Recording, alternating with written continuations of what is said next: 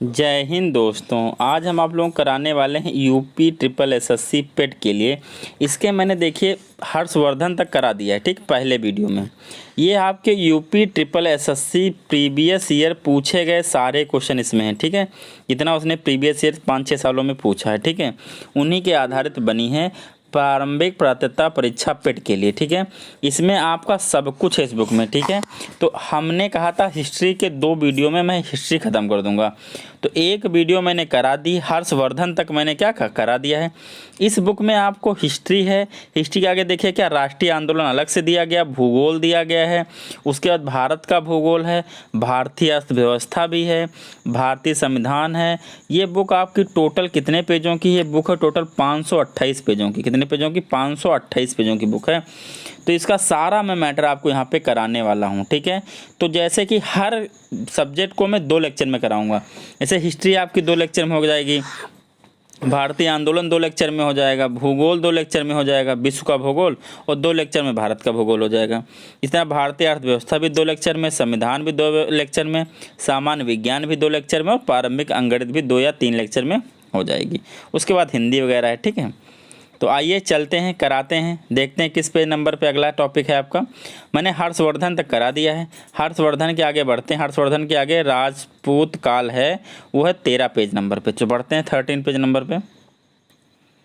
13 page number पे है आपका। पेज नंबर ये आ गया आपका। कहाँ पेज नंबर? ऊपर लिखा, नीचे लिखा, ठीक है। 13 ये पेज नंबर 11 है, 12 ये होगा। 1 सेकेंड यार, ये 12 होगा, ठीक है। ये 13 होगा, ठीक है। देखिए हर्षवर्धन तक हमने आपको करा दिया था। आगे देखिए हर्षवर्धन के आगे राजपूत काल। राजपूत काल का पहला क्वेश्चन, 12वीं शताब्दी के आरंभ में दिल्ली पर किसका शासन था? तो वो था तोमर वंश का। किसका था? तोमर वंश का। देख लीजिए क्या था। 12वीं शताब्दी के आरंभ में दिल्ली पर तोमर वंश का शासन था। अनंगपाल दिल्ली के तोमर वंश के संस्थापक थे। कौन थे? अनंगपाल, ध्यान रखिएगा। नेक्स्ट बढ़ते हैं।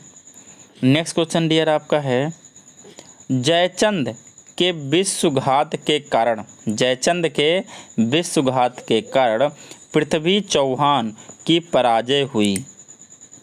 कालांतर में जयचंद कहाँ और कब मारा गया? उसके बाद जो जयचंद था वो कब और कहाँ मारा गया? तो मारा गया था कन्नौज में 1194 में, चंदावर के युद्ध में। तो चंदावर का युद्ध 1194 से मोहम्मद गौरी और कन्नौज के राजा जयचंद के बीच लड़ा गया, जिसमें जयचंद की बुरी हार हुई और वह मारा गया। तो किसके द्वारा? मोहम्मद गौरी के द्वारा मारा गया था, कन्नौज के युद्ध में 1194 में जो हुआ था, ठीक है। आगे बढ़ते हैं। Next question dear. Next question आपका है, निम्न में से कौन से वंश ने भारत के दक्षिण भाग पर शासन नहीं किया? तो चेर चोल पांड्य नाम है। चेर चोल पांड्य दक्षिण में किए, तो कौन ने किया? राजपूत ने दक्षिण में कभी नहीं किए।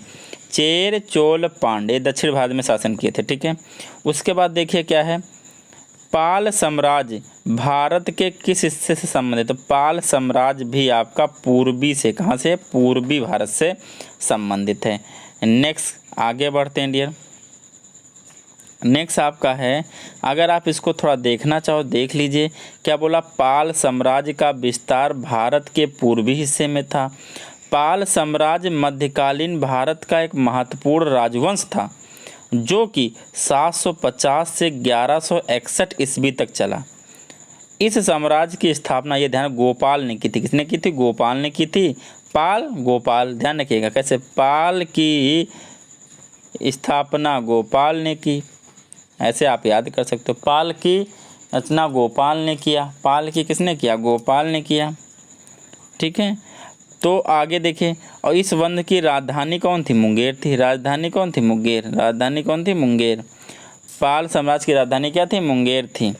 पाल वंश का सबसे महान शासक कौन था? धर्मपाल था। कौन सा था?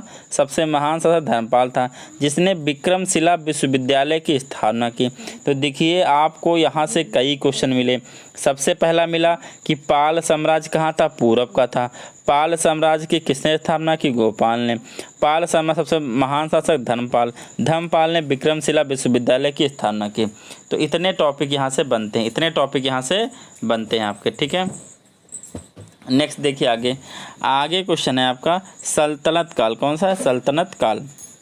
देखिए सल्तनत काल में क्या है आपका, आइए, कुतुबुद्दीन ऐबक किस राजवंश का शासक था? सबको पता गुलाम वंश का था। किसका था? गुलाम वंश का। इसके बारे में भी आइए देख लेते हैं। गुलाम वंश का स्थापना 1206 ईस्वी में हुई थी। कब हुई थी? 1206 ईस्वी में हुई थी गुलाम वंश की स्थापना। कुतुबुद्दीन ऐबक ने किया था। यह गौरी का गुलाम था। मोहम्मद गौरी का क्या था? गुलाम था। यह दिल्ली का पहला तुर्क शासक था। इसे लाख बख्श क्या कहा जाता था? इसे क्या? लाख बख्श कहा जाता था। कुतुबुद्दीन ऐबक ने अपनी राजधानी लाहौर कहाँ बनाई? लाहौर में बनाई। कुतुबुद्दीन मीनार की नींव कुतुबुद्दीन ऐबक ने डाली थी।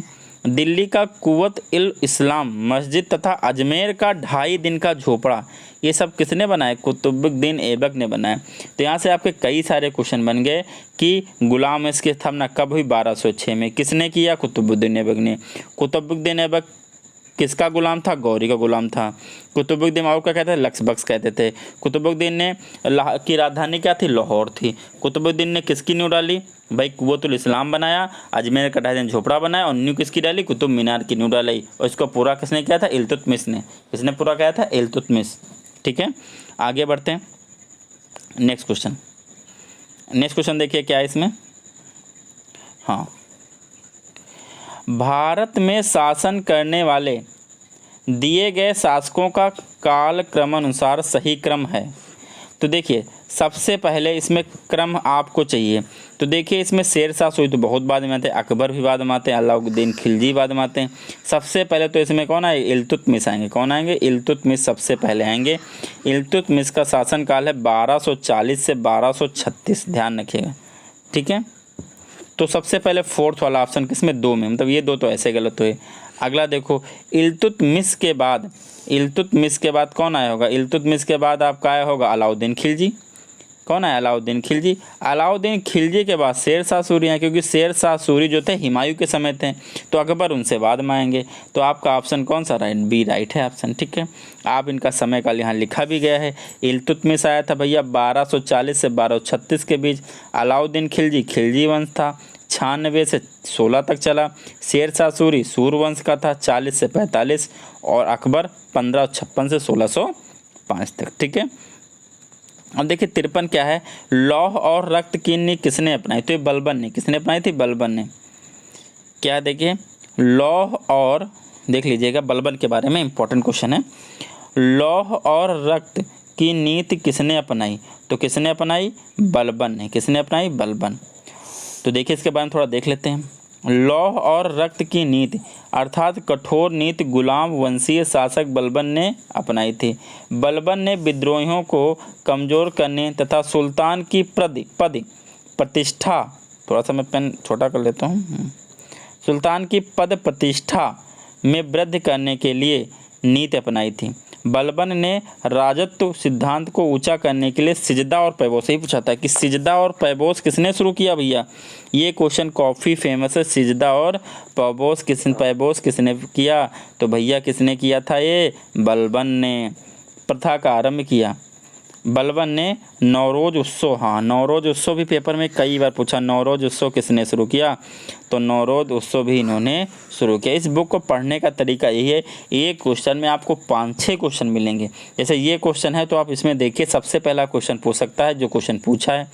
दूसरा पूछ सकता है कि सिजदा या पैबोस की प्रथा किसने शुरू किया? किसने? बलबन ने। और नौरोज उत्सव किसने शुरू किया? बलबन ने। ठीक है, तो 3-4 क्वेश्चन यहाँ से बन जाते हैं। नेक्स्ट आगे बढ़ते हैं डियर। नेक्स्ट देखिए आपका है इल्तुतमिश किसके शासनकाल में इब्न बतूता भारत आया था? तो इब्न बतूता किसके शासनकाल में भारत आया था?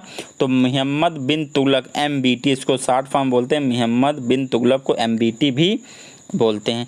तो इब्न बतूता ध्यान रखिएगा 1333 में भारत आया था। कब आया था? 1333 में। तो इब्न बतूता 1333 ईस्वी में मोहम्मद बिन तुगलक के काल में भारत आया था। वह मोरक्को अफ्रीका का निवासी था। इसका मूल नाम शेख फतह अब अब्दुल्ला व अब्दुल्ला मोहम्मद बिन बतूता था। इतना बड़ा नाम, 2 नाम इसमें है, ठीक है ठीक है। मोहम्मद बिन तुगलक ने उसे दिल्ली का काजी नियुक्त किया। किसका? दिल्ली का काजी नियुक्त किया। 1342 में मोहम्मद तुगलक अपना राजदूत बनाकर चीन भेजा था। इसने अपनी यात्रा वृत्तांत रेहला में लिपिबद्ध की। अब यहाँ से क्वेश्चन क्या क्या बन सकता है? देखो, सबसे पहले तो इब्न बतूता किसके शासनकाल में आया? तो मोहम्मद बिन तुगलक में आया। कहाँ से आया था? ठीक है, तो मोरक्को अफ्रीका से आया था। कहाँ से आया था भैया? देखिए कितने क्वेश्चन। पहला तो ये बन ही सकता है। दूसरा, कहाँ से आया? कहाँ से आया? तो कहाँ से आया? मोरक्को अफ्रीका से आया। उसका दूसरा नाम क्या था? तो शेख फतह अब अब्दुल्ला या फिर अब्दुल्ला मोहम्मद बिन बतूता। या फिर कब आया? तो 1333 में आया। यह पूछता मोहम्मद बिन तुगलक ने अपना राजदूत चीन अपना राजदूत बना के किसको भेजा? तो इब्न बतूता को भेजा। इसने किसमें पुस्तक लिखी? रेहाला में। किसने लिखा? रेहाला बुक लिखी अपनी। क्या, कौन सी बुक लिखी? रेहाला। ठीक, ये भी आप लोगों को ध्यान रखना है। नेक्स्ट बढ़ते हैं डियर। नेक्स्ट आपका है भारत पर तैमूर ने किस वर्ष आक्रमण किया? तो भारत पे तैमूर ने 1398 में आक्रमण किया था। देखिए इसके बारे में देख लेते हैं। तुगलक वंश के अंतिम शासक नसरुद्दीन महमूद के शासनकाल में 1398 ईस्वी में मंगोल आक्रमणकारी तैमूर ने भारत पर आक्रमण किया था। तैमूर कहाँ के रहने वाले थे? मंगोल के रहने वाले थे, ध्यान रखिएगा। नेक्स्ट क्वेश्चन डियर पढ़ते हैं आपका 56। क्या है देखिए, किस शासक ने भारत में तुगलक वंश की नींव रखी? भारत में किसने तुगलक वंश की नींव रखी? तो आप ध्यान रखिए, गयासुद्दीन तुगलक ने भारत में तुगलक वंश की नींव रखी। देखिए इसके बारे में, तुगलक वंश का संस्थापक गाजी मलिक, नाम क्या था उसका? गाजी मलिक। उसको क्या बोलते थे? गाजी मलिक भी बोलते थे, ध्यान रखिएगा। गाजी मलिक का दूसरा नाम क्या है? गयासुद्दीन तुगलक। इसका संबंध किस जनजाति से था? करोना। किस जनजाति से? करोना याद रखिएगा, करोना, ठीक है। गाजी मलिक 8 सितंबर 1320 को गद्दी बैठा था। इसने सिंचाई के लिए कुएं तथा नहरों का निर्माण कराया था। इसने तुगलकाबाद नामक नगर, ये ध्यान रखिएगा, तुगलकाबाद नामक शहर किसने बसाया? गयासुद्दीन तुगलक ने। इस वंश में 3 योग्य शासक, गयासुद्दीन, उसका पुत्र मोहम्मद बिन तुगलक और उसका उत्तराधिकारी फिरोज तुगलक, ध्यान रखिएगा आप लोग। नेक्स्ट बढ़ते हैं डियर, अगला क्वेश्चन। नेक्स्ट क्वेश्चन डियर है 57। लिखा गया है, दिल्ली में अलाउद्दीन खिलजी के शासनकाल की अवधि क्या थी? अलाउद्दीन खिलजी के शासनकाल की अवधि थी 1296 से 1316। ठीक है, ध्यान रखिएगा। अब इनके द्वारा क्या क्या किया गया देखिए। अलाउद्दीन बहुत महान शासक था, ठीक है, ध्यान रखिएगा। दिल्ली में अलाउद्दीन खिलजी के शासनकाल की अवधि ये थी। उसका साम्राज्य अफगानिस्तान से लेकर उत्तर भारत तक फैला था। अलाउद्दीन खिलजी दिल्ली सल्तनत के खिलजी वंश का दूसरा शासक था। अलाउद्दीन खिलजी के प्रमुख विजय अभियान, गुजरात अभियान किया 1298 में, जैसलमेर 1298 में, रणथंभौर 1301 में, चित्तौड़ आक्रमण 1303 में। ठीक है, ध्यान रखिएगा। अगला क्वेश्चन है, खिज्र खान निम्नलिखित में से किस राजवंश से संबंधित है? खिज्र खान भैया जो तुम्हारा है वो सैयद वंश से, किससे भैया?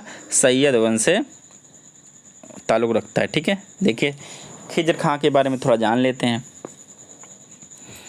खिज्र खान दिल्ली सल्तनत के सैयद वंश 14 से 1450 का संस्थापक था। खिज्र खान क्या था? सैयद वंश का संस्थापक था।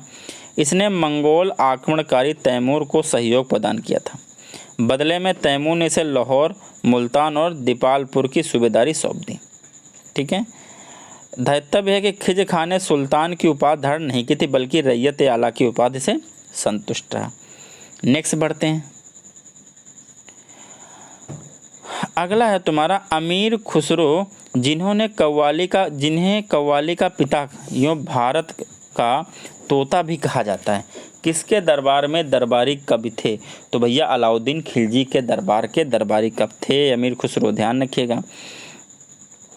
अब अमीर खुसरो के बारे में थोड़ा सा जान लेते हैं, क्या है देखिए।